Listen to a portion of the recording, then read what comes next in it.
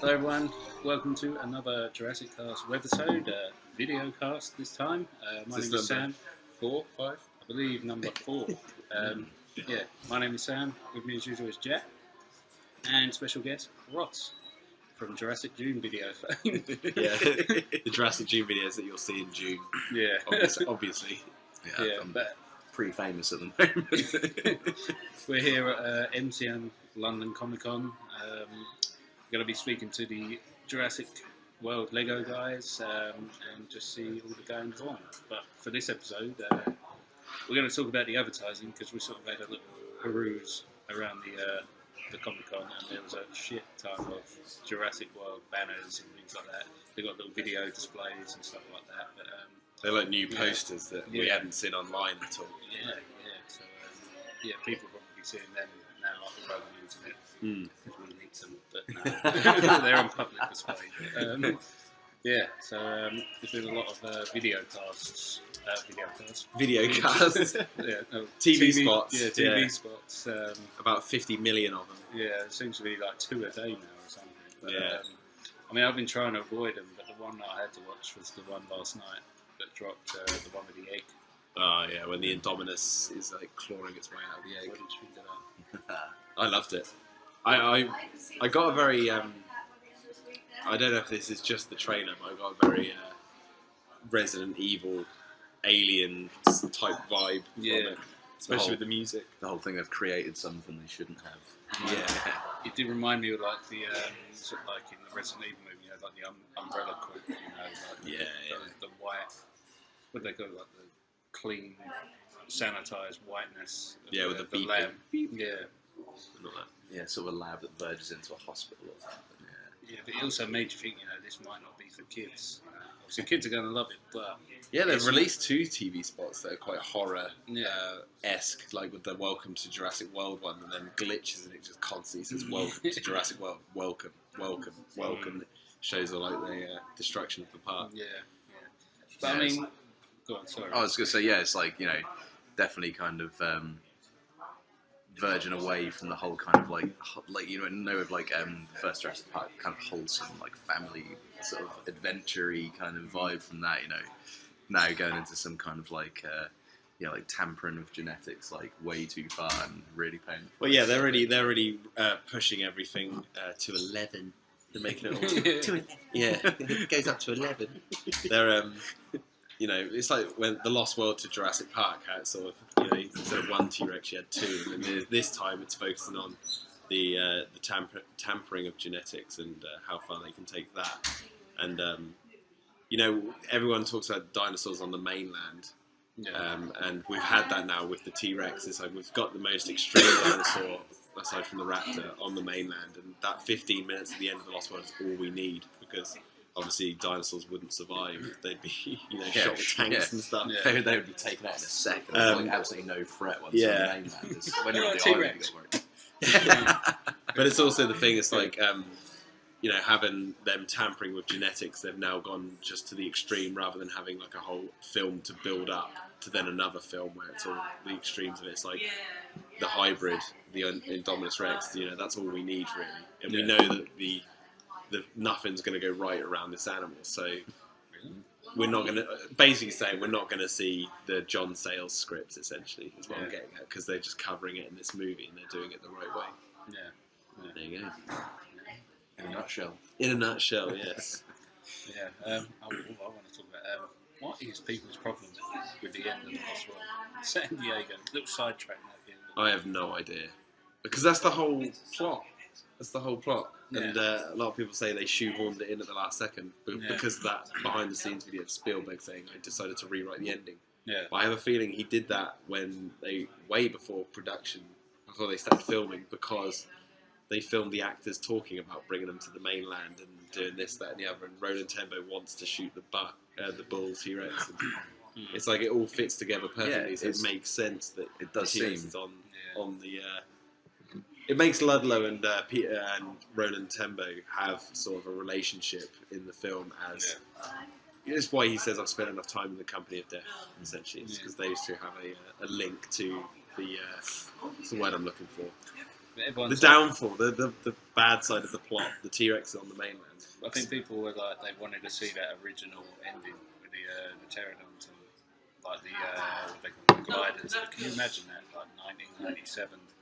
It'd be shaky at best. It would look like, it'd be on green screens, them diving off. But like you say as well, the whole kind of film was built up to a dinosaur being on the mainland. Because I mean, that's what Ludlow wanted. That's what the kind of goal always was, really, wasn't it? Yeah, and after the first film, that's the natural thing. I remember being a kid and hearing, like, after Jurassic Park, wouldn't it be cool if dinosaurs got to the mainland and all that sort of stuff. And it's like, the only way that would work is obviously the T-Rex in San Diego, Compies in, Costa Rica, or like if raptors were somehow, got into the like South American jungle and all that sort of stuff. But now, like, the pteranodons are like the big thing that can threaten people on the mainland. So, well, I suppose it's the only thing that can logically threaten people on the mainland. If it's on an island, it's something that can fly. I mean, unless somehow a velociraptor is stolen away on a ship, which I don't see happen. They're not exactly like rats or something like. Well, that's what the Compsognathus would be like. They would be more likely, but I can't see it. What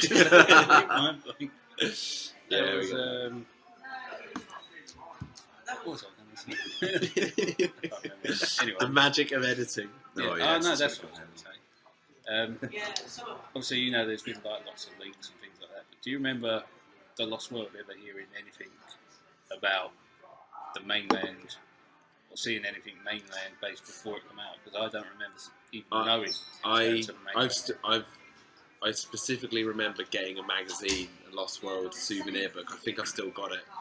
And on the back cover, it had a picture of the T-Rex chomping on the traffic light with the cars all overturned. And I was a kid in a shop, and this was like 2 or 3 months before the film was out. And I remember looking at, oh my god, a Lost World souvenir book. And then I was like flicking through it, and then I turned it over and I was like, oh my god, like the T-Rex is going to be, the T-Rex is going to be in the city. I remember thinking, that's so weird, but that's going to be so good. And then obviously it works in the movie. Yeah. And that's always, as well, it's always a sort of like a staple of monster films, is to have the monster you think like Godzilla. Well, it's not even that. The film's a remake of The Lost World. Yeah. And The Lost World from any Lost World film. The original book by Sir Arthur Conan Doyle, they bring a pteranodon back to the city, then it escapes, terrorises London, and then flies back to the island. In the 1925 movie, they change it to a brontosaurus that gets stuck in mud, and the Challenger brings that to London, and it escapes, and that's in the last 15 minutes of the movie.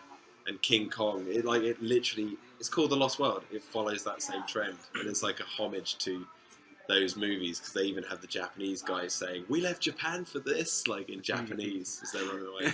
And obviously massively racist. The boat is called Ventura, the same name of the boat.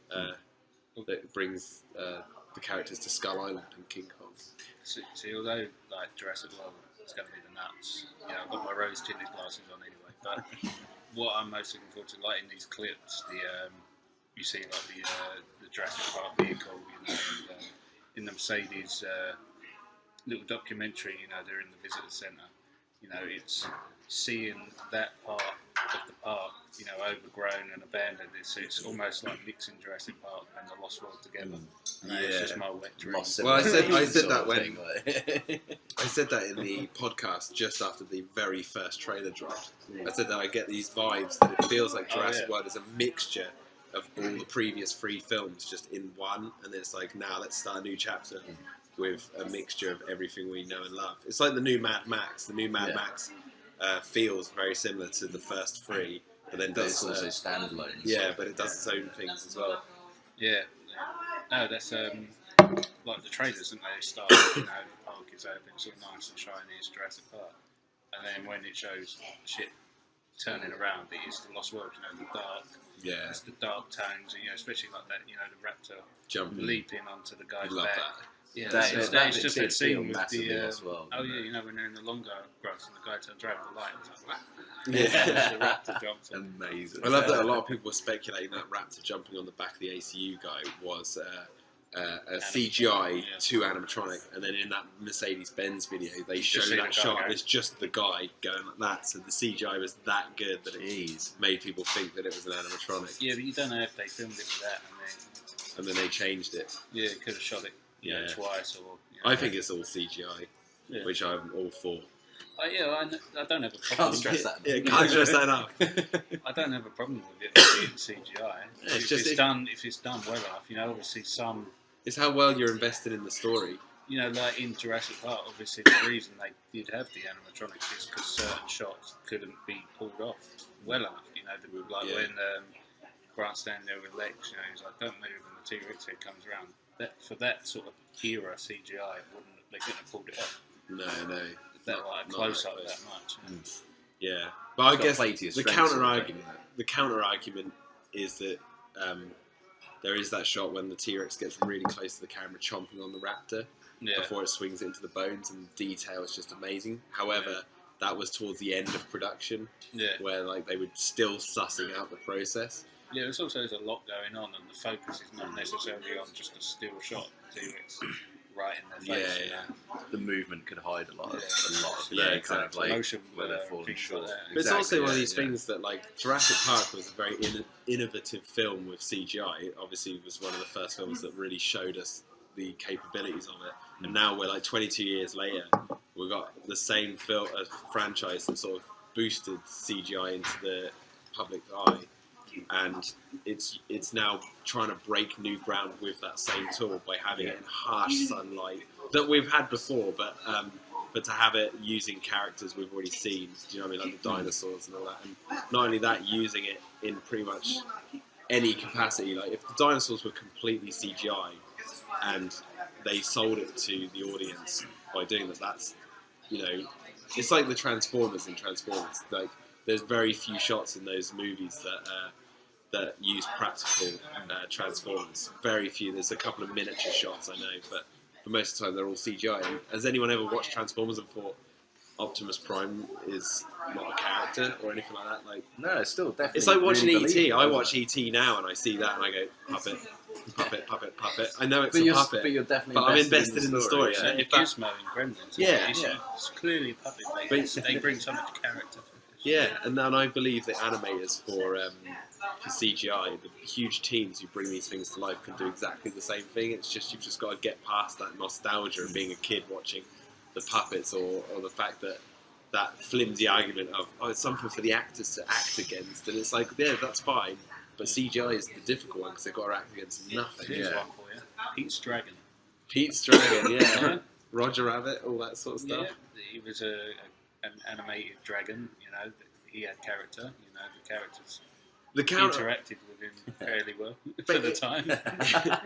Well, it's also like any Ray Harryhausen movie. You watch those films and they're jerky stop motion, they've got his style, but you know how fake they look, but you're still invested in the story. So the skeletons, it's like Talos. To me, that's what the new CGI is like. How terrifying the fight with Talos is, and yeah. He's obviously not there, There's no way they can build it. And it's like that now, I feel 200 foot, practical effects. Yeah. Prop, there's nothing there. One of the greatest special effects characters ever is Talos. Exactly, and nobody denies that that's amazing. But it still looks like jerky stop motion. Exactly, you can nitpick that to, and then if someone goes, well, but it's a product of a time, tell that to me 50 years from now when you're watching Jurassic World and you're going, you see, because CGI is still...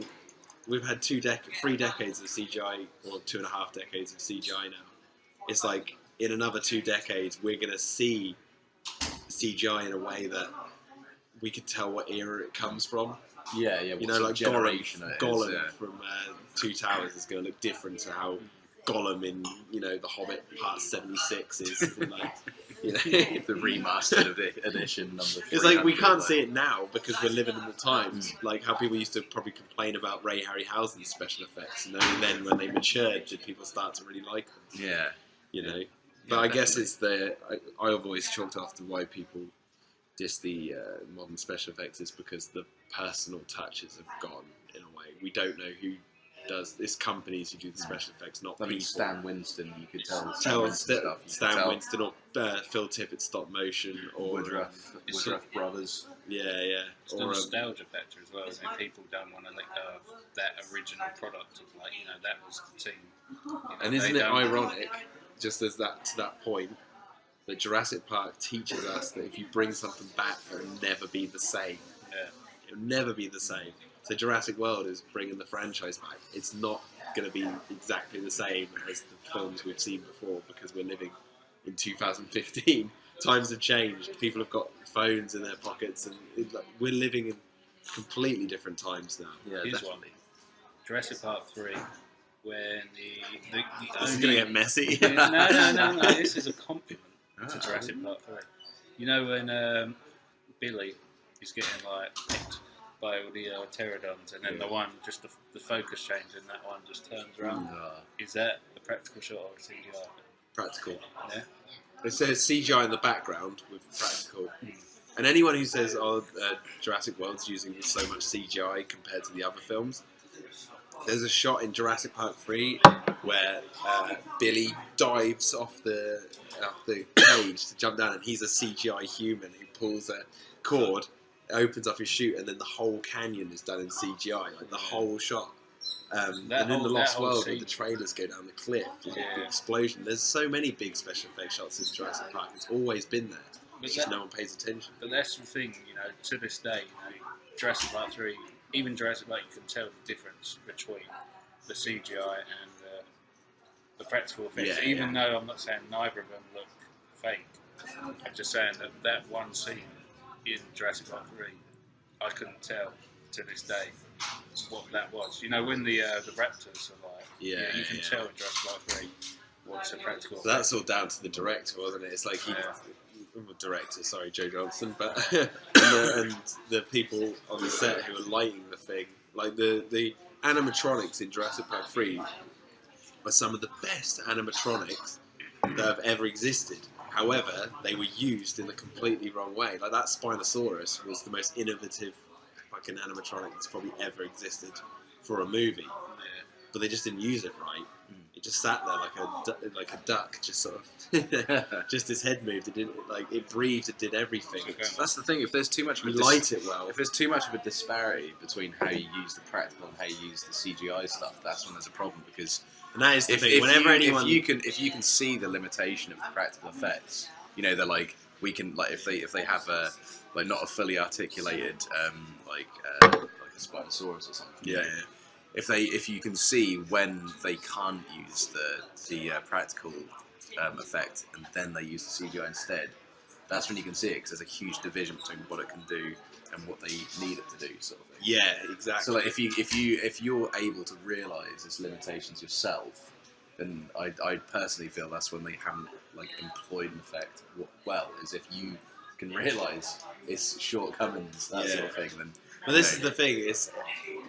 It's when I hear people complain, practical effects are always better than CGI. It's like, well, no, because there's a million and one examples of how practical effects can be just as bad as CGI. It's like, it's not that, it's how you use them. And we're biased here, but Jurassic World seems to be using a lot of CGI. And to me, it doesn't feel like when you watch Attack of the Clones and how George Lucas utilised CGI. Do you know what I mean? It doesn't feel like that. It feels like they're actually genuinely trying to break new ground for the better. They're trying to go, look what we can do with this, because, Jurassic Park was the first. This is where we've come so far. But this is like in the prequels to Star Wars, Yoda, for 90% of his screen time in them films, he didn't need to be a CGI Yoda. Yeah, he sat down talking. Yeah. When he's fighting Count Dooku and doing all the spins, you probably need it for that. But, and he just didn't have that, feeling of a character on screen. He was just like CGI. He just looked hollow. Yeah, you kind of expect that. But with then Star Wars now, you expect Yoda to be, because you've obviously, you kind of grow up, I guess this is kind of biased to people who have grown up with Star Wars and not who can watch them all at once, but you kind of identify with Yoda as a puppet rather than as a CGI model. So you see him as a puppet, and it's like the puppet is the character. Sort But of isn't thing, it you know? interesting to note that in episode 1, the puppet for Yoda looks so awful that they, on the Blu-rays, they had to, they if you watch the Blu-rays of Star Wars, yeah, it should be right. It's just Look that way. on the Blu-rays for Star Wars Episode 1, they replaced the puppet Yoda with a CG Yoda that matches Episodes 2 and 3, which actually a lot of fans, out of all the changes for the Blu-rays, went, that's good. Yeah. Because at least you're keeping consistency, despite this CGI Yoda being, you know, not very well looked at by Star Wars fans compared to, obviously, Empire Strikes Back and Jedi Yoda. It's but that puppet was so awful that even in the prequels for Star Wars, they were like, here's bad puppets and here's bad CGI. Take your pick. But it's weird because some CGI in the Star Wars prequels, there's certain shots that work so well. Like I'll argue General Grievous was executed very well. Yeah, Just the definitely. rest of that. Yeah. Anyway, enough about Star When did Wars. this become Star Wars? Yeah. Take this shirt off. But there's one more thing I want to ask you guys, because you've seen the Jurassic World toys in the flesh now. So let's get your Jesus. opinions. I thought I was fighting a losing battle here because everyone's on Twitter. Sorry to our friends on Twitter. Like, yeah, I got this Yeah, toy we love you and guys. it's just like, and I see them and I was just like, these are tap, you know. Let me So just what do say you this. think? Let me just say this. Okay, this is going to sound really fucking bad, but Hasbro, if you're listening, I'm not buying any of your toys. Equally, Done. I'll say that. But I have to thank them for that because I basically looked and I've saved some money. Yeah, well, that serves you something. Your doesn't it? missus is like, But they are. Yeah. They are fucking We've got no more garbage. We've got Space. shelf space for things that matter. Like Jesus. family photos. Now, if you had to choose, yeah, you definitely would not get. If it was the option between old Kenner stuff and new Hasbro stuff, you You wouldn't even see- choose it anyway. This guy It's lit up fucking like awful. anything when you see the old Jurassic Park toys. Yeah, they've got the old Kenner Comic Con. toys here. Boxed as well. Boxed. Ridiculously. Well, they're priced. not- 65 But quid not for, even I think, that. for Not a even Dennis that. Nedry They've got toys that I've never owned. They've got toys that I owned and I've lost, so I could repurchase it. And the prices are actually not too bad. Yeah. Was that- wasn't What, that the- 260? Yeah, I was No, gonna no, say, no, no, yeah, wait, 200 and some- Wait, that nearly was 200. 300. That was £275 for the Command compound, a ridiculously huge playset. I'm talking about like the Alan Grant figure that was like £15. That's Yeah. And like pretty the good. was it the bush Ranger? tracker, thing the that was like 25 Reggie. quid. That's for it with its harness, wherever it is, and That all was the pretty wheels, right, and it was it looked pretty pretty right. good. That was. I see that compound in the charity shop a couple of months ago. It's £20 boxes all matched up, but I was just not buy it. You didn't buy it. No, I couldn't. Dude. I've cleared out so much shit. But it's not I that. probably But it's could have not bought that. it for my It's kids. not that. but- Why didn't you buy it and then sell it? I don't know. It's just Yeah, one you would have made like 275 cleared quid. out a load of stuff, you know. I would have bought that and Oh. sold it.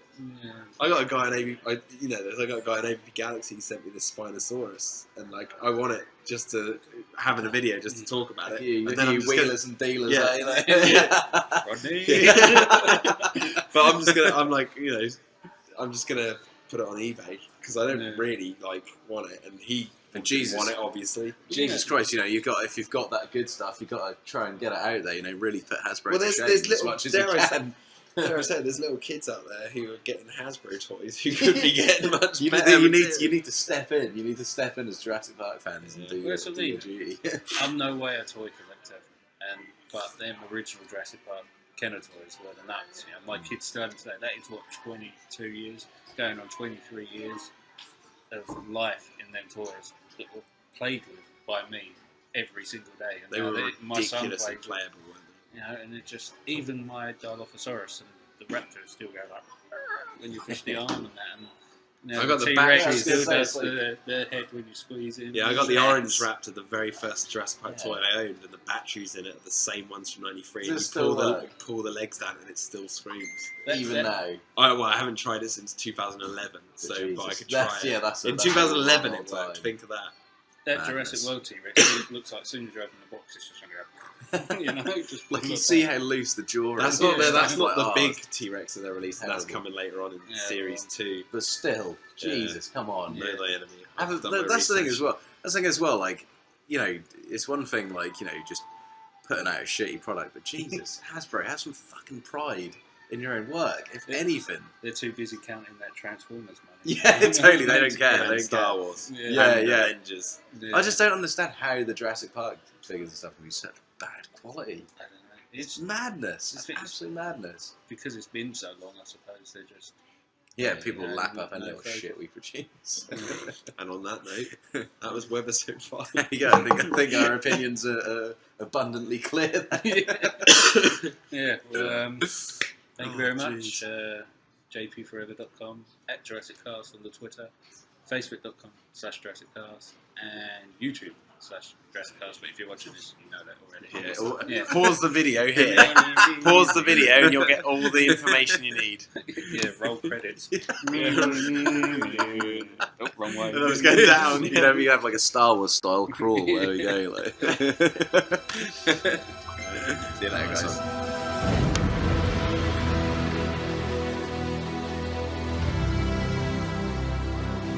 Where's your? But you can imagine as well. Like after that, he's like, I don't care about helping you get it unless I get paid for it. Yeah, it's like, well, you know, the fact that he's A just decent like, person would be like, shit, your kid's lost this item. Let's fucking find him. Like he's gonna die. Like instead, he's just like, so I guess they don't mean anything then. Fuck it, right? That's it. You're on your own. Just, it's such so a piece of shit. And the bit where like the raptors are like sniffing around and he's just behind the tree like that, like, Oh, You I know- wonder what's gonna happen. you know how clever they are. And you're just like, And then he I'll pops leave him back to up it. I'll and be the- fine. and the fucking head's just there. see, some of the genius in Jurassic Park 3 is there are actual some golden moments in that movie. I think that everyone says about the Pteranodon sequence, how that just works perfectly and feels very Jurassic Park. But also the opening sequence for the floor that you don't know what kills those guys on the boat. That it was meant to be Pteranodons or the Spinosaurus or whatever, but they never finished it in the final act of the film. The fact that in that opening, without the stupid restricted thing, if it was just like, Isa Sauna restricted, blah blah blah, restricted public access or whatever, just subtle instead of like a boom restricted. The fact that we see a boat that is commercializing, almost pirating the dinosaurs. It's like, hey, come on Isla Sauna tours, you might see something, and like it's all like they're restricted, but they're still there doing it. It's like those two guys in that boat are like mini John Hammonds. They're like trying to capitalise on the dinosaurs. Something dangerous. And With something something dangerous, yeah. and obviously they I guess their end very quickly. It's it's a very almost- genius sort of very Yeah, small very opening. subtle. I guess that it's almost- harkens back to what we've seen before. I guess it's as a very well, good it's opening. It's but kind of like it's people who lost. have like tours and stuff on like in like Chernobyl and that sort of thing. Like, Exactly. You're going somewhere you shouldn't, and it's really fucking dangerous. But they're still making also money. they've obviously heard about, like, through Ian Malcolm breaking his NDA and everyone's talking about it, and obviously the T-Rex in San Diego, that the dinosaurs were real, so they're like, oh, let's go there, let's hire this crappy little boat and let's just Make some money. Let's make some real money off on it. it. Here's the thing. Isa Sauna, how far away is Isa Sauna off the coast? I know it's 80 Not far miles. enough. I think it's And 80 that little miles. fucking boat. No, I think it's 80 miles from Nublar. I don't know how far. because it said Costa Rica at the beginning. Oh of the yeah, 80 film. miles from the coast. So that little tatty boat went all that way. So in that boat, how many knots do you think they were going? It probably took them about 5 hours to get there to do Well, 10 that might be minutes of that might be worth power. it if they're charging, 2,000, 10,000 a day. People will pay it. Yeah, but who would pay it if I you're don't going think to the be like? Curvies would be paying that, would they? No, They're fucking broke. I wonder how many people died before their particular trip. But it's That's also all. another genius moment, very subtle in the third Jurassic Park, is the moment where Sam Neill, he's given that speech about how raptors could be, if they didn't become extinct, they would become the dominant species on the planet because of their pack mentality. They would eventually probably evolve into the most dominant species. And then he's like, has anyone got any questions? And then everyone puts up their hands because everyone in the world knows about these dinosaurs at this time. And he's like, does anyone not have a question that doesn't relate to Jurassic Park or San Diego? And pretty much everyone puts their hands down, and the people who keep their hands up still want to ask them about that regardless. It's like that in that one scene that just tells us exactly what we need to know about how the world's reacted to the dinosaurs. Everyone has questions. Everyone's not getting interested in answers. what's going on. They're not getting answers. The conspiracy, and that is the justification for when Jurassic World gates open. It's like so many people would go there because people are interested. People know about it. They show but us they in the third film how interested the public are in dinosaurs, don't- regardless. they know about it, but they don't. Even know the guy enough. says, he's like, don't you think people just go to the islands, you know, to study them regardless? Like, they would, especially in the Jurassic Park universe, because it's like a hyper reality. Do you think in the original script, well, like the urban legend script with Malcolm's in it, that when he was like, anyone got any questions? And they're like, about San Diego, Malcolm walks in and is like, I got it from here, bitch. Yeah. Top of my Take a seat, Alan. just pulls like the women up on stage like a rock star. He's like, Alan, here's a check I got for my book. Look, Yeah. smell that, smell that. He throws it into the And crowd. Alan just jumps out. He's wearing a bit of string, like, just putting it in. Scavenger. He just like you can imagine Dr. Malcolm just kicking him off stage like as he leans over to grab for him, just kicks him in the ass. See, this is again the horrible thing with the things that are bad in Jurassic Park 3, like the whole talking raptor sequence. That makes God's sense. sake. That makes sense in Jurassic Park 3 because he's talking about how they're communicating to Ellie and all that sort of stuff. So obviously he has a dream about them talking. That's fine. But the way it's executed is just god awful and laughable. The fact that he sees a raptor, obviously he's never seen that type of Just raptor. that zoom in of him like, And it's like holding its arms on the seat like this. It's like Alan, like that. It makes makes literally no a sense. joke. If it was- did they design that to make the audience laugh? I think it was meant to be a joke. I don't know, but can you imagine like sitting there making it? What thinking, thoughts I'm of really proud of them, this. like, going you know, home. like you see behind the scenes videos where like, yeah, we're they're just all in into it. the screening to the producers. Like, here we go. This is the final film. What do you think? And it's just Just Are you having a fucking laugh? no, yeah, Having a fucking green, green like that. Jesus, I want to know who the people in the screen are at the moment. Give Spielberg. every Everyone. individual little slap. Everyone. Spielberg was probably Everyone. in the back row just counting words. Like, yeah, it's all good. Yeah, it's all fine. good. Yeah. But this is what I give Jurassic Park 3 credit for. Is that it's probably the most in the die-hard fan base. It's probably the most scrutinised movie of the entire franchise. Which I don't know whether that's a good thing or a bad thing. Because obviously, without Jurassic Park 3, we wouldn't have Jurassic World being as, looked after by Universal as much as it is, because they have thrown a ridiculous amount of money towards this film to get it to be just right. I guess it's like an Alien 3 style sort of thing, isn't it? You know, Yeah. like if it wasn't for Alien 3, for better or worse, then You wouldn't have any we wouldn't have- resurrection. we wouldn't have it still being talked about and have the Yeah, interest yeah. there. If it was unanimously good, then like. Well, yeah. perhaps it When would do be you an hear incentive. people talking about aliens in depth, really, apart from online where someone does a full proper analysis of it? When do you hear people just casually talking about scenes in aliens? Exactly. It's the like, ones that cause deconstructing controversy as that are the most interesting because Yeah. there's so many different sides to them. because it goes causes against what controversy. you wanted as a fan, and so it makes you question why they did that and this, that, and the other. It's like Jurassic Park 3. I can see what they were going for. I could've been- appreciate it could've things been like the amazing, opening. Like I would have directed it in a different way, but if they showed me, like, if they went, hey, look, here's Jurassic Park 3.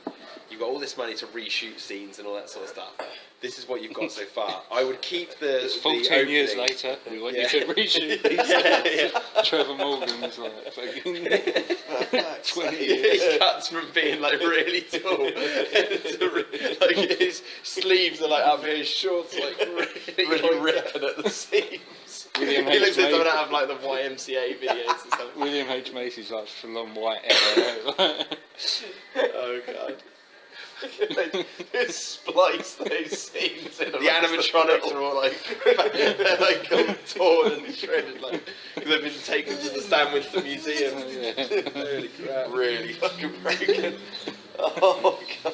It's like filmed in some woods in like the English countryside because like they can't rebuild the sets. They jump from like these really elaborate like Hawaiian like jungles in set 12 and Universal lot to like the woods in England. Peckham Community Yeah. Park.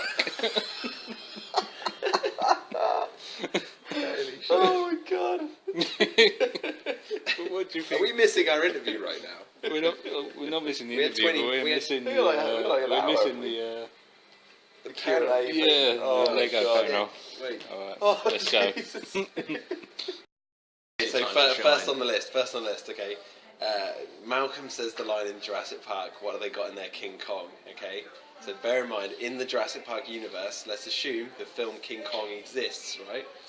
In the Lost World, the boat that brings the T-Rex to San Diego is called the Ventura, the same boat that brings the character to Skull Island. So theoretically, someone in the Jurassic Park universe must have gone, hang on a second.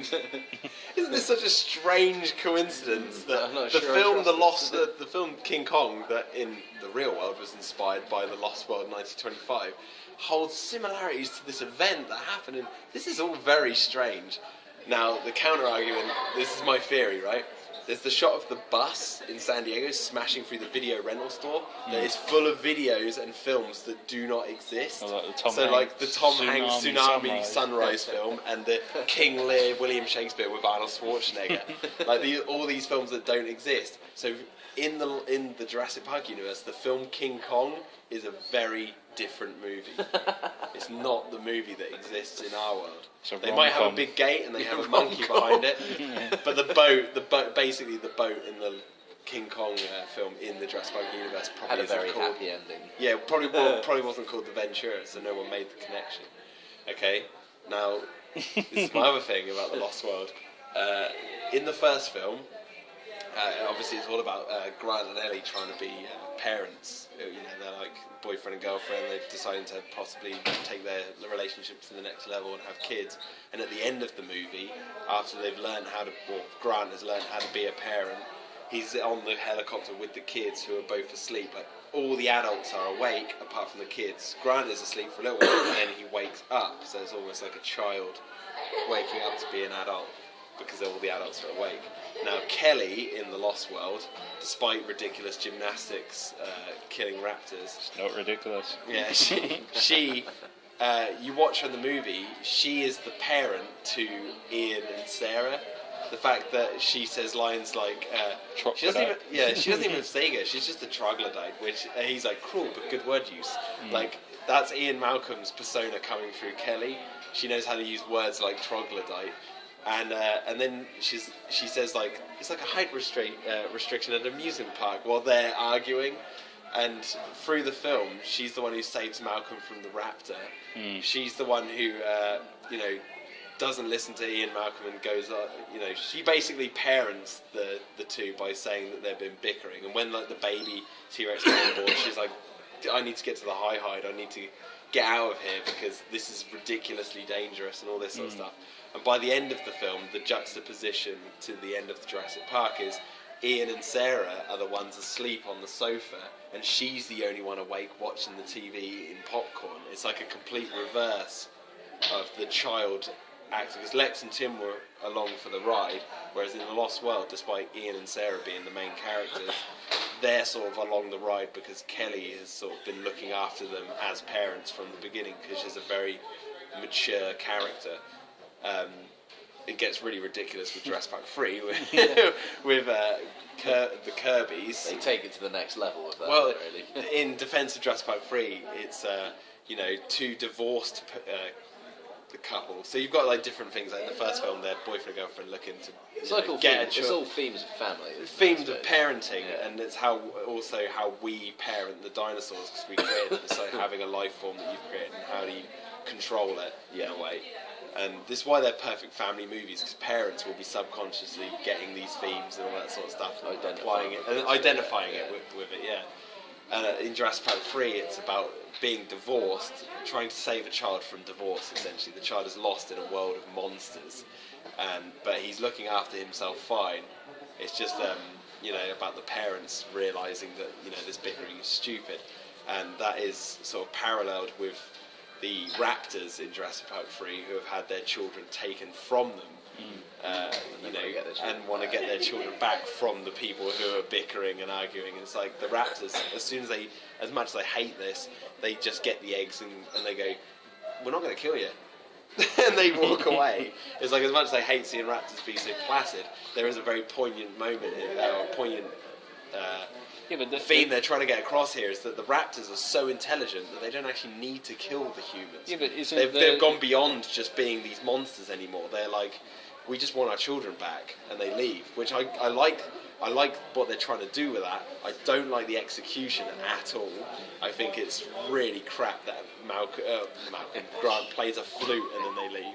But that isn't it. It's not that. The last time I watched 3 was when we did the commentary, and I weren't paying attention. But isn't it the sound of the boats or whatever that scares the raptors off? Oh, the helicopters coming. Yeah. It is, but they still don't kill the humans. Like, they're very placid. Like, they stand around Ian Grant. Like, yeah, they're very forgiving, and it's like I like. Would they leave them alive to do it Lost again? World and Jurassic Park raptors would have just torn them apart. But then again, this is the thing. This is the thing about the Jurassic. But this is the thing about the Jurassic Park raptors. The moment we meet a raptor in Jurassic Park is the opening scene. Look how it's being transported. It's on a forklift in a box going, and then it has all these people like shoving it in. This is going to be the most raw. This is like a monster in a cage. Yeah, there's a forklift just out there. Like, do you know what I mean? Like, Muldoon had no idea how to look after the raptors. Yeah. Like, he was treated above them. and beyond He treated his them like ability. shit. Now these are raptors that have been on Isla Sorna They for a should long all be time, and destroyed. they've just matured on their own. And dare I say it, they have gone beyond being just animals. They've got that intelligent that they just want to sort of live. Which I don't think makes a very good Jurassic Park dinosaur character, but I like the fact that they were sort of trying to break new ground with that. I get what they were trying to do with it, but that's why I'm interested in the Raptor Squad as well, in Jurassic World, because it paints another very different picture about parenting. Because you've got Chris Pratt and Bryce Dallas Howard's character; they're just been dating, so they're not even together, which is something we haven't had from 2 leads. But the Indominus is almost like sort of a metaphor for an accidental child who turns out to be a monster, and how do you control the accident that you never meant to have? It's like a one-night stand, essentially. Chris Pratt and Bryce Dallas Howard's characters represent the one-night stand, and the Indominus is the accident that came from that, and then why it acts so crazy is because it's a product of this accidental relationship. And then Chris Pratt's relationship to the raptors is another one where, like, he always has kids that he's looking after, and I love that they're carrying that over, and each film has done it differently. So there you go. There you go. Theory after theory after theory. Chaos theory. It's non-fucking stop. It's non-fucking stop. Should we go talk to Lego? Go on then.